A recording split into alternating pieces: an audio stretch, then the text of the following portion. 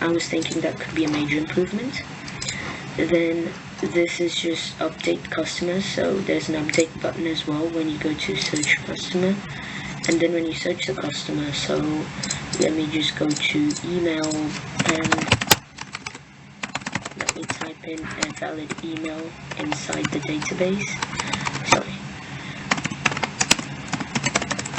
And then when I have to search the customer, it's going to show it to me, and then the edit function, so that's where it's going to be able to update it. And so it's updating it again. I'm using the placeholder like I did last time when I was inserting new fields. And these placeholders are going to be first name, last name, the box, the entry box don't get, and that's what they're going to be. So it's going to set everything essentially. In the inputs, again, I stored all the variables inside another top tuple, and then I run the tuple along with the SQL command, which is the update. Pretty basic stuff in the update command. Again, as you may have noticed, the search customer and update are nested. So what this means is that you're gonna have to be inside search customer in order to be able to update it, and the button and all the widgets for you to do so are also going to be in root 2, which is on search customers. Then I commit the connection here, commit the changes, and then this is the edit method. As you see, I've got 2 parameters in this. The command is just to select, so it's only going to show all the customers, and you need to enter the particular user ID. So edit function is over here, as you can see. It's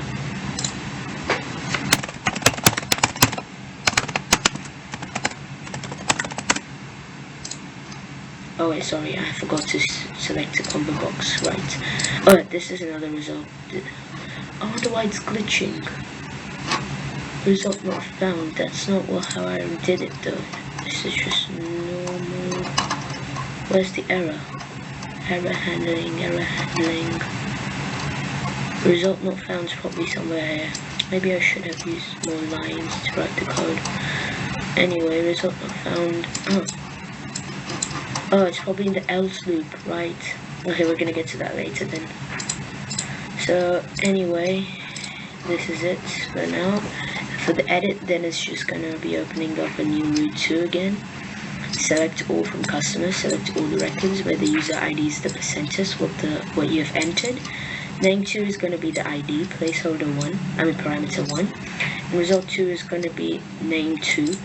So it's name 2's ID. SQL command is going to be running this, so it's going to execute result 2, fetch all. Index is auto incremented because it needs to search through all the indexes of the fields, records. No, sorry, fields. And it's fetch all is just a function that, similar to this, it's going to fetch all the records, all the fields. These are just the labels that I've started defining now, which I use in these functions. And so there's pretty basic definition of basic sequencer, label, the root, the parent, the text, and then the additional functions. There's FG, BG, but I don't use any of those except the first one. As you may have noticed, I use the font method. I could have used active background and foreground to make it look a bit more attractive and enticing anyway, but so then I use the grid method. The row is index. Index is what we use here, as you can see, because all these labels and widgets are parts of this function still. They're still in the edit function. You may have noticed that by the indentation. The sticky and the padex. The padex is just to ensure that there's a spacing of 10. There's no unit for it, it's just 10 spacing between every widget on a horizontal level, since you can compare it to the x-axis and the y-axis. So like the x-axis is horizontal, and padex keeps ensuring that there's a horizontal space of 10 between any 2 widgets. Sorry. Yes, and then the row and column just to define where the placement is using the grid method. So like if you guys don't remember, brief heads up, row is horizontal, columns vertical. Column defines how up or down it's going to be, and row is how left or right it's going to be. So like if you're in row defines how up or down it's going to be since they're horizontal, and column defines how left or right it's going to be. So all of these labels, as you can tell, are going to be on top of one another, And so, because you might have been wondering, why did I use pad X then to ensure spacing? Why didn't I use pad Y? Well, that's because these labels are going to be next to entry boxes, and I didn't really need to ensure spacing between, on the horizontal level between the labels, but I did need to ensure spacing between the entries and the labels on the horizontal level, not the vertical level. Yep, so that's what it's for. And then this is the globalization of it. Yeah, so I globalize all of them because I'm going to be using the get method for them and use the data entered on them for some of my other commands up there, which I went through. For example, this update, insert, etc, etc. So this is just a globalization. Now here's the entry. As you can see, this is why I kept the pad X. The pad Y is to ensure spacing between the entries, because entries can often get clumped together, unlike labels, which usually have more spacing automatically in sequencer. This is why I had to ensure spacing. And since I already did pad X with the labels, I didn't even need to do it again here. So this is just the entries, pretty simple. And then over here, this is another, but these are the two buttons that are going to be in route 2. One is the update button, which has the update command, which is going to save all the changes where the user ID you entered, and you change it, it's going to change the field of the record, or fields if you change multiple fields, and the quit button is just going to close it, so it's for you to exit route 2. Search now is just the drop down, which I showed you there. You need to search it from, you need to select one from the drop down, and if you select one, then you're gonna have to type in the email or last name accordingly. And over here, this is just the if loop, and else, this is where the if not, yeah, exactly, this is the loop where I told you that it should be result not found, but due to some glitches, minor glitches, it's not appearing properly. And anyway, then over here selects email, then it's gonna look for the email corresponding. If it's last name, it's gonna look for the last name corresponding, and then it's gonna execute the commands basically.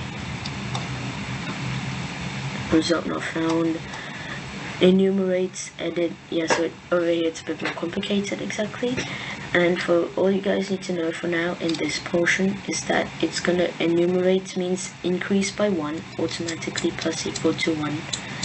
And it's gonna take the string and convert the ID reference that you get, which is gonna be entered by the user again on the CRM, and it's gonna edit it. So it's gonna have a button, which with over here, this edit button, which I'll just show you.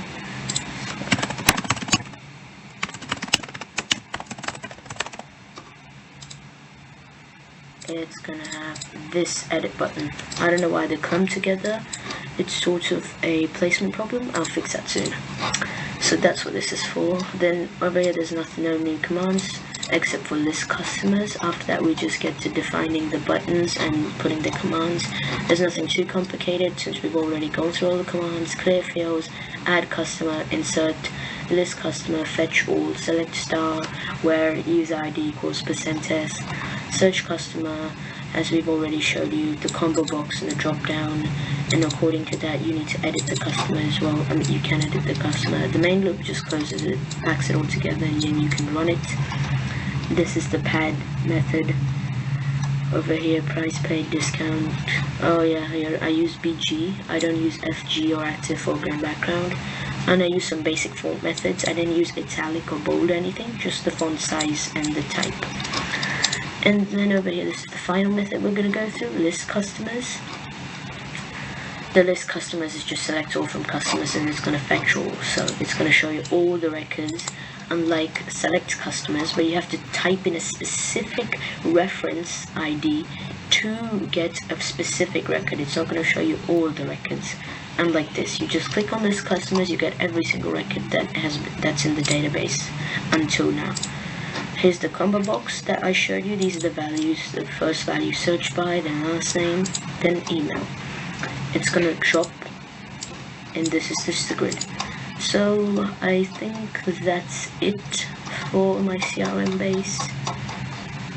Not too complicated. Some commands would use the lambda ID reference are a bit more complicated, and I'll touch up on those next time when we meet. That's all for today. Thank you for tuning in. And now when I see you guys again next time, you're going to be getting a brief intro into my ATM application which I made. But for now, see you.